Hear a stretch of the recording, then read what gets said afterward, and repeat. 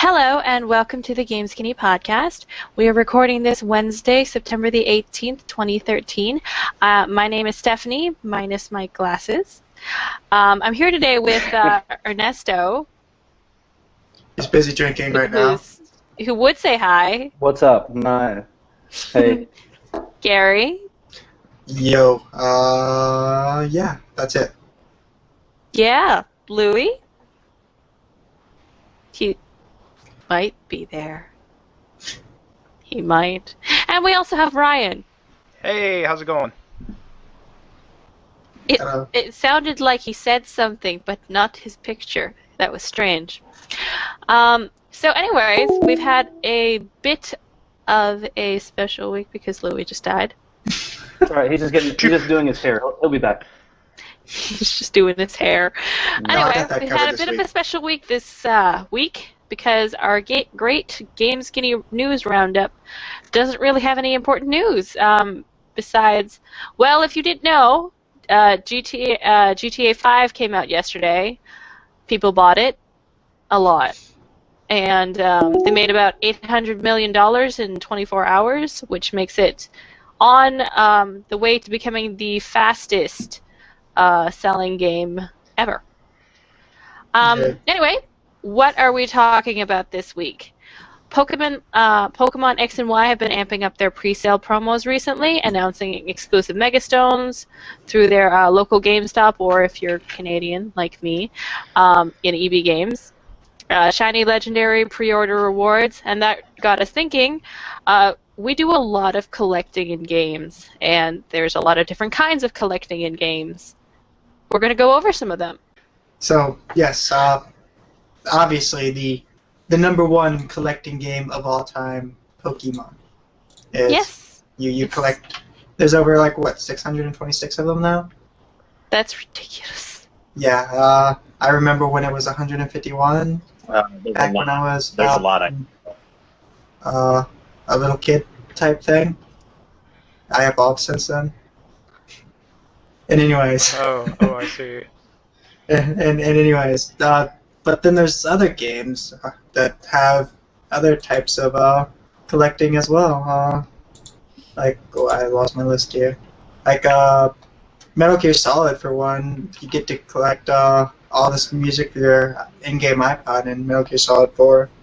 And then there's League of Legends, where you get to collect all the skins, make yourself look pretty on all your champions. Is that a lot of them you have to buy, don't you? You actually have to buy them all. Yeah. But it's still collecting. Yeah, okay, I just wanted to make sure. Yeah, you have to buy them all. Let's backtrack to Pokemon real quick because I know that, well, every time that we talk about Pokemon, Louis gets a little bit excited. Mm-hmm. I'm a child at heart. Okay, good. So am I, but I don't play Pokemon. So, I mean, do you know anything about, the difficulty it is to collect those Pokemon throughout the game? Because I'm pretty sure there's... I'm still working on my original 100. Let's just put it that way. Yeah, that's difficult. Yeah. Even if you were to trade, if you had enough friends that played Pokemon that you could trade and stuff between games, it's still really difficult to find certain Pokemon and give them to other people. I know. Like the legendary shinies. Yeah, legendaries. When I was still playing with my younger sisters, though, they would never want to trade with me, unfortunately. Well, because you are the enemy. Yeah, I was, and because and they're like, no, now I'm not going to trade with you. Well, Pokemon Black, recently GameStop did a promo where it was like a 1 week block of time where you could go in store and pick up whatever the shiny Pokemon were. Yeah, they're still doing it, actually. Yeah, they're switching up 3 different ones. They're going on to the last one right now. Mm-hmm. And I think it starts next week. And we'll have kids and we'll have adults come in there with their Game Boys or with their DSs and sit there at the store and just download this Pokemon and then walk out. They don't even walk around, look at the store, try to buy anything, nothing. They're just like, I want my Pokemon and I want to go. That's hilarious. It's funny you talk about those shinies because I read somewhere the chance of getting a shiny is like 1 in 82,000. It actually increases after you, I forget what it was that increases it now, but the chance increases after completing a certain thing within the newer games. Well, yeah, but it's hard to get it. And I know people, unfortunately, they will just tape their Game Boy and make the thing walk around in a circle for hours and just constantly go and find a shiny, battle a Pokemon. If it's not shiny, run away immediately. And they'll do that for hours and hours and hours, just trying to find one specific shiny. That's funny. Yeah, it's people really want their shinies, even though like it doesn't really do anything. Shiny Gyarados. Is it cheating if you go into GameStop and get it, or compared to the constant grinding? It's not cheating because it's a specific one that you probably can't catch in the game anyways. Yes, you can. What is it then? I don't know. All the shiny legendaries that they're giving away at GameStop, except for the new Megastone, you can't find them in normal gameplay. What ones are they giving away? I haven't even seen. Dalkia and... It's not cheating because you still have to physically get up and go. I mean, it's not cheating at all. It's a short. Okay. It's a promotion. What they gave away was the shiny Dialga, Palkia, and Giratina. They're the ones that show up on Diamond, Pearl, and Platinum. You can't get them in their shiny forms. Yes, you can. And you have to save right before you see them, and then if it's not a shiny, restart the game. Yeah, you can get them in that. game. I had a reader that actually corrected me because they are very, very hard to get in game, but you can do it. Yeah. Okay. Some people run all shiny teams, which is impressive in itself because that means they've either put in hundreds of man hours searching for it, or they've been Game Shark hacking. Yeah. Just because we gamers are crazy and we like collecting things. One of the other things that we were talking about before was Final Fantasy VIII. I have played a lot of Triple Triad. I have played a lot of Triple Triad while doing this podcast, in fact. So yes, Triple Triad is addicting. We will not go into how addicting. For a lot of new cards, and it's just a fun, silly, ridiculous time waster. Some of the other things that we do. It's not completely a time waster because you can actually turn the cards into useful items sometimes. Yes, that's true. I am pretty badass now. Games like Call of Duty or Battlefield, where you unlock calling cards or dog tag, really add nothing to the game whatsoever. Just bragging rights. Yeah, just bragging rights. So people do that for collecting for bragging rights. Like right now, I have nearly all my calling cards for diamond weapons, which is impressive to me, impressive to someone who sees the calling card for about 2 seconds. So I put in so much time and effort into racking up all those kills, and then I really don't have anything to show for it. Does it give you an achievement? No, you don't get an achievement. Well, that's pretty lame. Yeah. I know, but it's just the compulsion gamers have to either better themselves or be better than other people. Yeah. I know I only I look at my wall, it's a very small wall because I'm a terrible Battlefield player, of dog tags that I have because I occasionally forget which button is the knife key in a game, which is why, because that's the only way you get dog tags in Battlefield, so yeah, that hasn't happened a lot. And I guess games they're gearing more towards, with the obsession of getting platinums in PlayStation or raising your gamer score, it's getting to the point now where games are actually getting tailored more towards people that want those achievements, which is a collection within itself. I know one of the big things for PlayStation players is how many platinums do you have, and every game has some form of collection that you have to do. So even the most current games, so Saints Row, you have to walk around looking for those. What were they, Louis? Data caches. Or data clusters. Yeah, the clusters, the data clusters that you have to run around and grab them, and they were all over the map, and there was like hundreds of them, and I mean that's people, the most. Yeah, it's grueling, but it's kind of a side thing that actually collecting those is beneficial for your gameplay because it improves your stats when you collect those hundreds of data clusters. But, and I think for that one, it's actually part of the quest. Like, they actually refer to it, and it makes sense in the quest. There are other collection quests that make absolutely no sense in terms of the game. But you can still get a handful of them, not collect all of them, and still complete the game. Yeah, exactly. Yeah, it's like the Datacrons in Star Wars: The Old Republic. Yeah, those were pretty cool. Yeah. Yeah, but like going back to talking about the achievements. If you want to get the achievements, which I'm an achievement whore. I have a 72,000 gamer score right now, which if you don't play a lot of Xbox games, that's a lot of points. That is a lot of points. So it's kind of a compulsion to do it. Like for Saints Row, I have 1,000. I have 100%, and it took me literally 40 hours to do all that stuff in the game. Like collect all the data clusters, get everything gold. But I needed to do it. It's just this driving compulsion because I want those achievements for no good reason. Also, I know. How about feathers? How about the feathers? Oh, feathers. Yes. There's some games where to get those achievements, you have to do meaningless and collection tasks, like Assassin's Creed 2, where the feathers were about like 10% more, or it was a lot more feathers, but they gave you no map. They gave you absolutely no map, and you had to go through all those Renaissance era cities and just hope that you're stumbling across one of the feathers.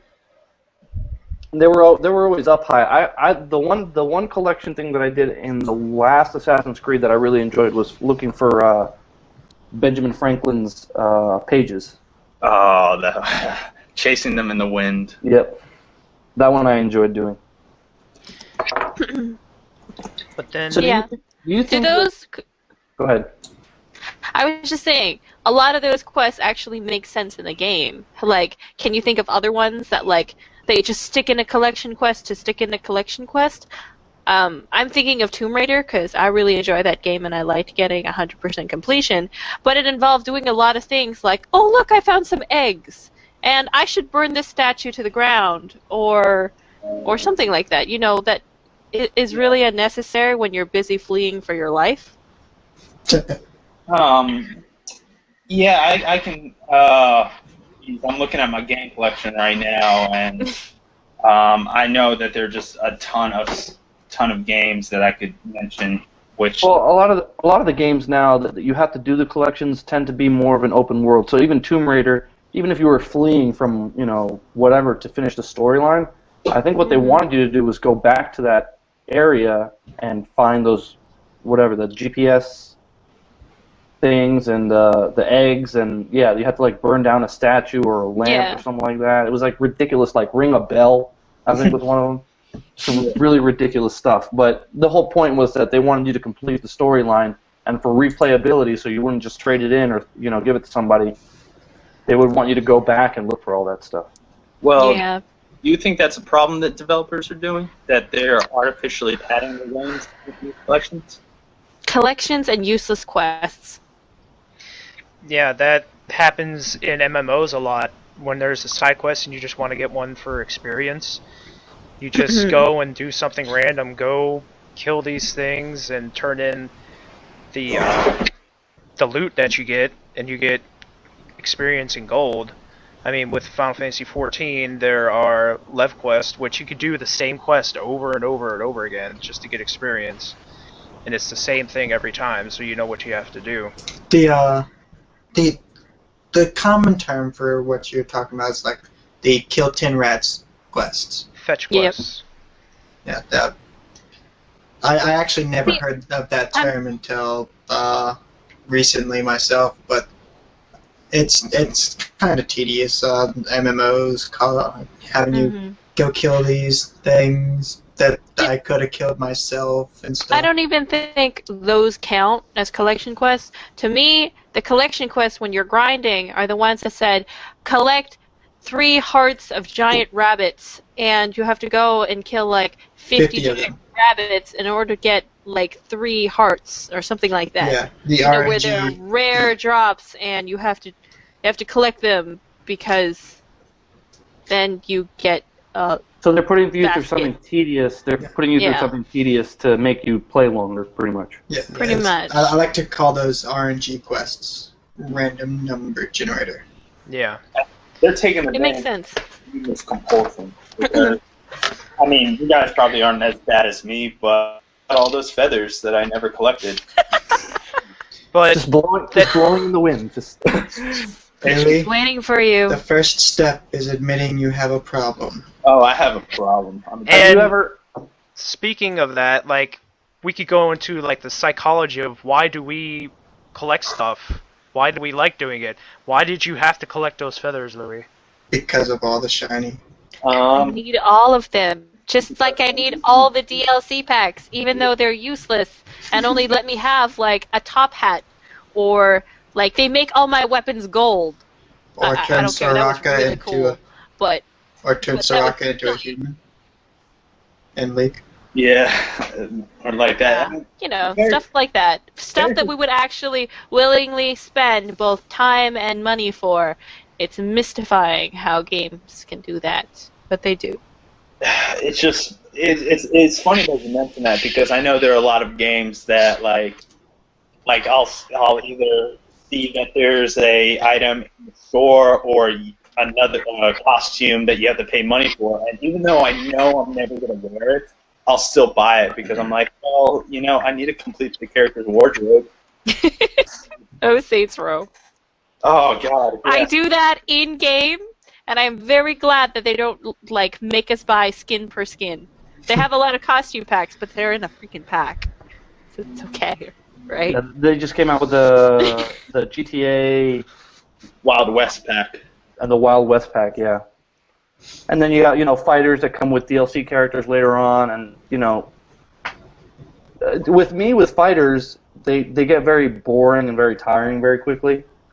And I think that's why they wait so long to release, usually, new characters. It's because if you want to continue playing the game and you still want to be excited about the game, you have to put new characters in there with new combos, new moves, like they did with Injustice. They came out pretty quickly, but for example, I just wanted to see what the Martian Manhunter did as a super move. And instead of paying the $4.99 to do it, I could have just gone online and watched it. But because I play that game so often, I'll still collect all the new characters, and I'll still collect all the costumes for those characters. Because it feels like the game's incomplete. If you Right. don't. Yeah, and they make it look like that way. And and they're taking. I think they're taking advantage a little bit. They know that, you know, we want our money's worth, and we want to feel like we completed the game 100%. But to finish it, you have to get those fucking feathers. Yeah. Or whatever it is for that game. Or unplayable characters. The thing that bugs me is like logging in, it's just like, oh, you can't play this because you don't have this map pack yet, or this character set. This is what you're missing. Do you want to buy it?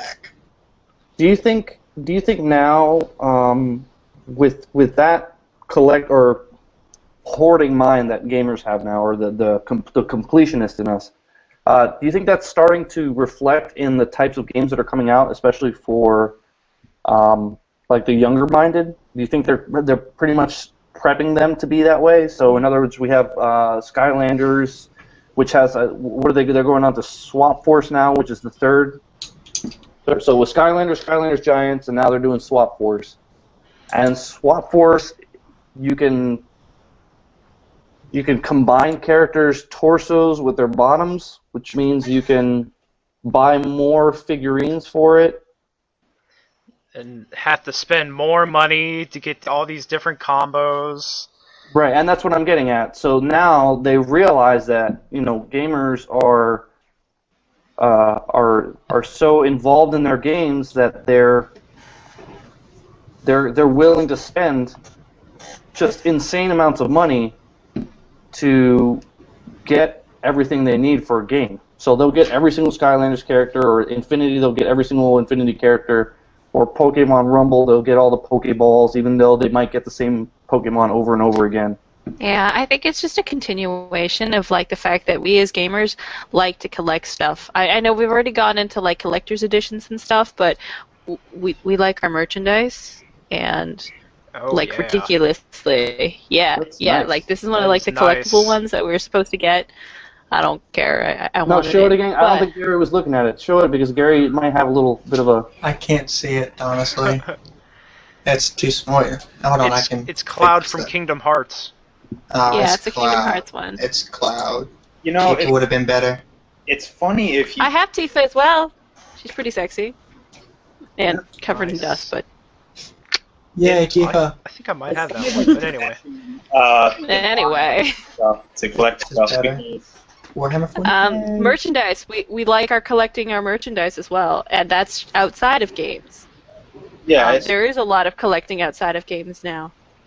And then there's and, games that like- require you to collect physical things, like Yeah. Warhammer 40K. Or like, Mhm. as Ernesto mentioned, Disney Infinity, you have to purchase the actual little figures in order to get game content. If you want to play as a character from Pirates of the Caribbean, you have to have a Pirates of the Caribbean figure. Now, they come out in different packs. You said there's like a Sidekicks pack. There's a Sidekicks pack and a Villains pack, which comes with a character from each of the flagship levels that they made for Infinity. So you'll have one from Pirates, you'll have one from Cars, and you'll have one from The Incredibles or Monster University. Yeah, and also, so you can get those packs, but then they also have random, like it's gachapon, like when you go to a store and it's random, you put like in your quarter or whatever. So they have that, but you know you probably have to pay like $5 or something, and you don't even know which one you're gonna get. So you could get multiples of the same figure. So that's Yay. just causing people to spend more and more money to try to get the one that they want. Right, just Sounds like a take my booster money. pack. Oh, blind bags are you talking about? Yeah, pretty yeah, much. blind Or bags, blind yeah. boxes. Yeah. Blind boxes, Yeah. yeah. I know there's like millions of those blind bags and boxes for different series, and the people that are making them know that they could make their product visible so people could search and buy it, but they know that they'll make more money if they're just going to be like, well, I guess it's up to chance, even though it's an 80% chance you're going to get the same one figure over and over. I do that with Remend. I love Remend. They like the little foods. Japan is very, very bad for me. They like all the things that I do. But some of the other things that I was thinking of that like are involve trading in games but actually don't involve the games themselves directly is the Steam trading cards. They've implemented that, and that's actually been a success. People are actually talking to me on Steam simply because they want to say, hey, you have a card I want. Can I have all your cards? Yeah.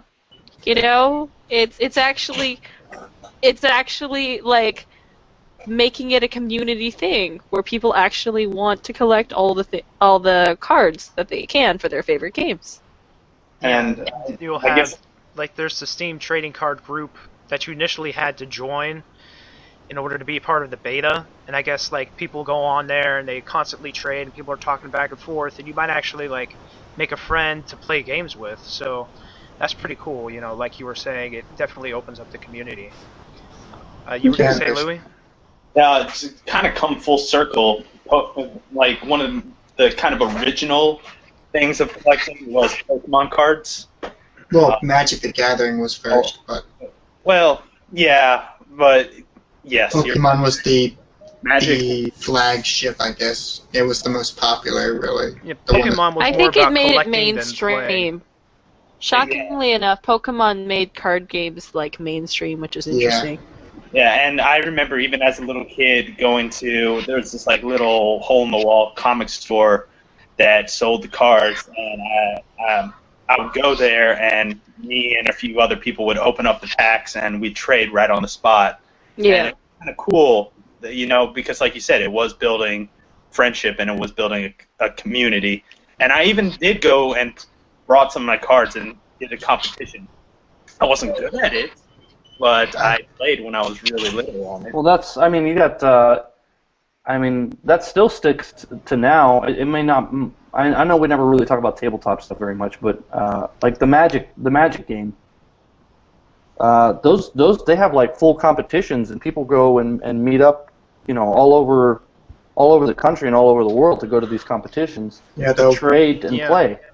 We have a comic book shop here right down the road, and a couple of my neighbors go there till like 1, 2 o'clock in the morning with all their friends that they've always been playing with and they've been playing with for years, and they go over there and they play Magic.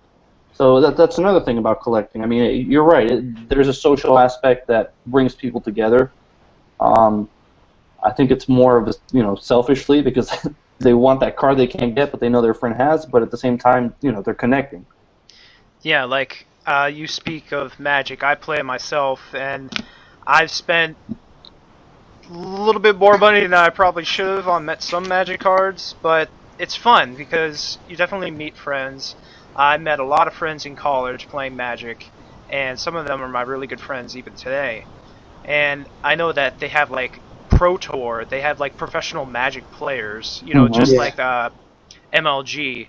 So they have their own kind of tour, and I think they probably also have it for like Yu-Gi-Oh and Pokemon. Like they have the World Championships. I know Pokemon does, but I don't know about Yu-Gi-Oh. But Yu-Gi-Oh probably does. You could make the assumption it probably does. Yeah.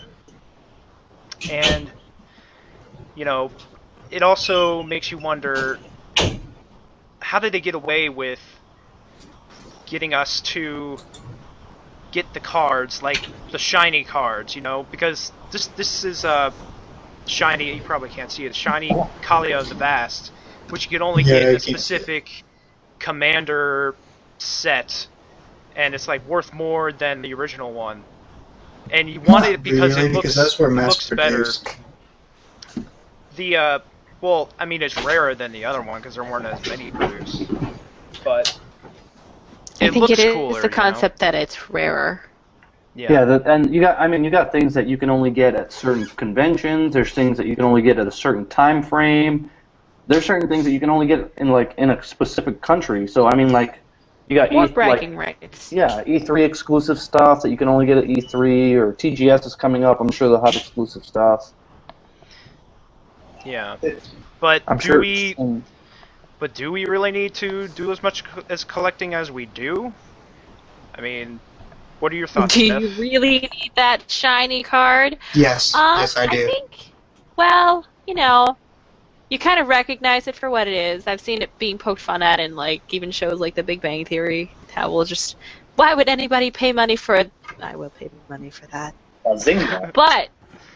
But I also find that it's as Louis mentioned, it's a lot of it's just padding for most of your games, and I find it's a lot of lazy MMO quest writing, like collect the rare drops. It's making the player grind Guild Wars and waste time in exchange for actual well-written content that'll actually be fun to play.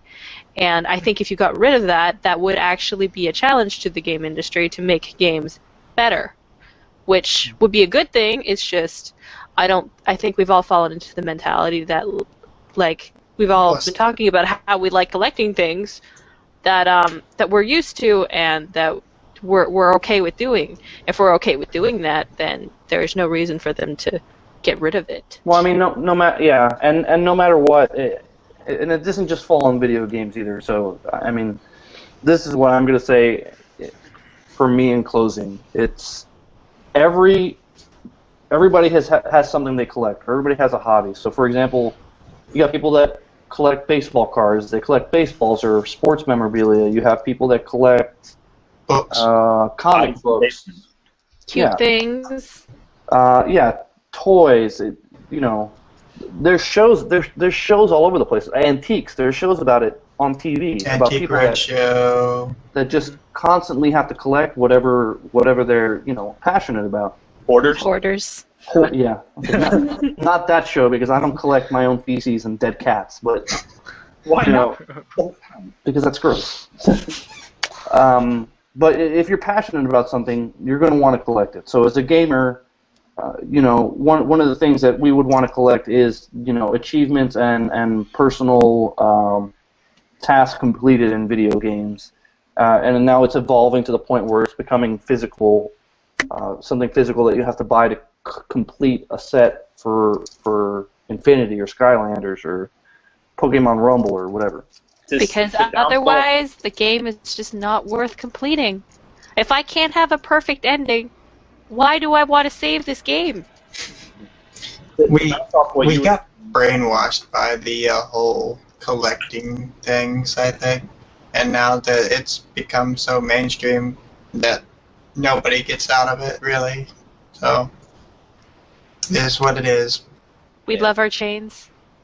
Okay, to bounce off what Ernesto was saying about the passion of people who collect stuff, it also makes them happy, and that's why it's a good thing. I know I'm looking at it as a glass kind of half full because they talk about how people are taking advantage of our urge to collect, but that's what makes people happy. Yeah, I wasted countless hours getting those achievements, and people wasted thousands of dollars collecting whatever they want, but that makes them happy. And at the end of the day, that's a good thing. That's what these games and these collections and cards are doing to people. They're not making you depressed that you have to collect all these things. Yeah, it's a pain in the butt, but at the end of the day, it's still an achievement in and of itself, and you sit back and feel proud of yourself for having the perseverance and dedication to do that.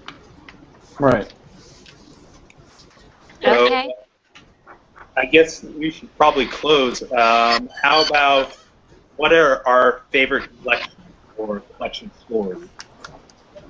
I guess I could start this one. Like I mentioned earlier, Metal Gear Solid 4's whole iPod music stuff that you can collect.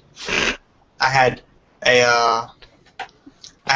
the perfect song on one of my save files for the whole uphill battle in Metal Gear Solid 4, where if you don't go up the hill, everything respawns, and I just have this epic battle going for until I run out of ammo.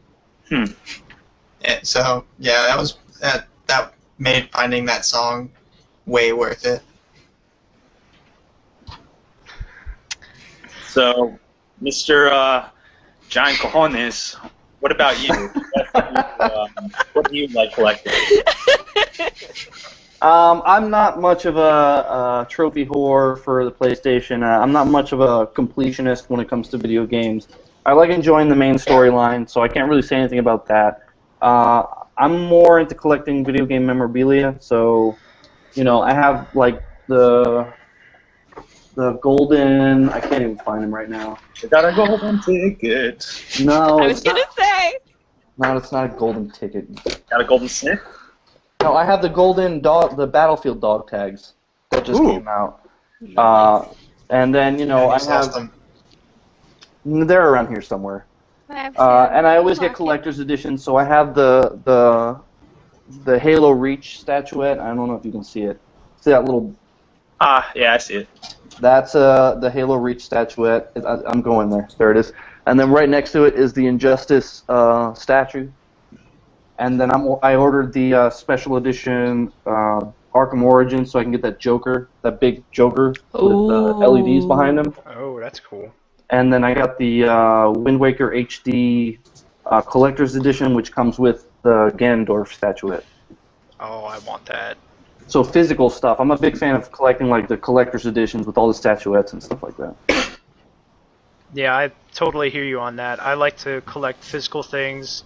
Right now, I can't really buy anything, but in the past, I pre-ordered Lunar Silver Star Story and Lunar 2 Silver Star or Eternal Blue Complete, and with that, you got this puppet of Galleon. He's one of the main characters, but it was like this limited edition thing. You can only get it from pre-ordering.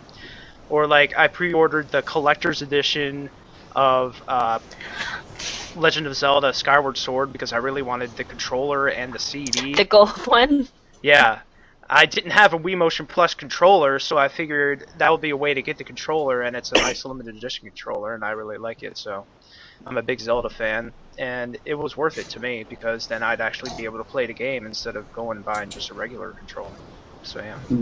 They have people that trade, at the store that I work at, they've had people that come in, like, the PlayStation came out with the Slim, so they'll come in with their old PlayStation, trade it in to get the Slim, and then when the Super Slim came out, they traded in their Slim to get the Super Slim, and then when that one, they got sick of that one, they would come in and trade it in for the God of War Ascension Red one, and now there's people coming in and trading those in to get the GTA 5 one that just came out, the bundle. And like I think they're doing the same thing with the Wii U now that the Wind Waker HD is coming out with the Wii U bundle. Mm-hmm. And it comes with the Wiimote pad, or the Wii pad has the Hyrulean text or whatever around it. Yeah. Yeah. I like stuff. Japan, like I said, Japan is very bad for me, and I'm very glad that you can't see more of my room because, well, first of all, it's a mess, but I have a lot of stuff. Just fold your clothes, man. Yeah. What is this folding that you speak of? That's how you make a bed. Yeah. See that? Found order off that. How about you, Louis? What do you collect? Well, it's funny that Ryan mentioned, the monetary issues, because I can't really afford to get those collector's editions or spend a crap ton of money buying a collection of anything. So having that content, like being able to get those achievements is what really helps. Like since I'm such an achievement whore, I will rent a game on Redbox for a few days, try to get as many achievements as I can, and return it. And that's why that's why my score is so high, but I don't necessarily have like 72,000 points worth of games. So, yeah, I've spent way too much time with the achievements, and I know no one really understands how much 72,000 points is, but it makes me kind of like, yeah, that's what's up. I've done all of that. I mean, with collector's editions, the physical stuff, I've seen people, and they're so obsessed with getting the collector's editions that they'll, it's like to pre-order a game, it's like, I got to put $5 down. If it's a collector's edition, I think you got to put $25 down or something like that. But let's say, like the Arkham Origins got announced. You'll have people come in, they'll put the $25 down, and then like once a week they'll come in with $5, or like, hey, I found a bunch of quarters in under my couch, and here I'm going to put it towards that. And they'll actually just continue putting money down until until the release date, and then pay it off. So it's like pre-order layaway. Yeah, it's like layaway. I was gonna say. That's crazy. To go back to Louis' Gamerscore, the 72,000, I think I could put it into perspective for you. Say each game is about 1,000 points to complete it. That's basically 72 complete games, if you want to look at it that way, like 100% everything done. Yeah. So it makes me pathetic. It's that old joke, achievement unlocked, you have no life kind of joke. But you're an achievement hoarder. I'm a whore. I'm a hoarder. Whatever you want to call it. I said hoarder. I didn't call you a whore. Oh, okay. Yeah. You're not a whore, Louis. I'm not proud of it, but super proud of it at the same time. So how about you, Steph? How about me? I like collecting stuff, but Japanese. Yeah. Japanese. What do you collect? Show us. I collect. Show us. Oh, Show us goodness. stuff. I collect everything. I collect Remit. I collect like the Final Fantasy play arts. I collect the statue arts, and I have like the limited edition Advent pieces. I've told you about it. It's like a huge box. It was like $300 or $400. They only made 77,777. Only 77,000. You know, and they come with a little dog tag to say which one it is. But in game, I was just thinking. I think achievements were like collecting things was really, really more important back when I didn't have a lot of money and I played only console games, which were expensive regardless. And I think the most memorable one is the fact that I can collect everything off the top of my head and know where everything is in Ocarina of Time. I know where every single spider and piece of heart is in that game. Wow. And I think I can do that for Majora's Mask as well. Probably not like as well as I can Ocarina of Time, but I could definitely do that because for a time those were like the 3 games that I owned. That and like Donkey Kong 64. So I know how to get all those bananas too. God. I might be able to do that with Link to the Past because I played that all the time growing up. Yeah. Love that game. My favorite silly collection though is like I like collecting all the things in Oblivion in the Elder Scrolls. I played that for so long. I was just like, no, I need a copy of every single book that's in this game, every single outfit, and then I have a little table where I put all my jewels because they look great. And then somebody steals them. Well, no, because like you're allowed to like buy a home, and I have this one shack. So there's a table in my one shack, and on the table is all these gems. So you're like Scrooge, and you just have like a dilapidated shack where you just go in there and admire the jewels and shit, and you're like, Are you swimming on your table? I can certainly jump on there, but that would probably knock everything off. And I took a lot of time to place everything on there, so. Yeah, those are my collections. And that's it for this week. Thank you for joining us. And, yeah, check us out next week. Love you. Bye. And then there was... I'll hopefully not be blind next week. That would be good. And then there was the end.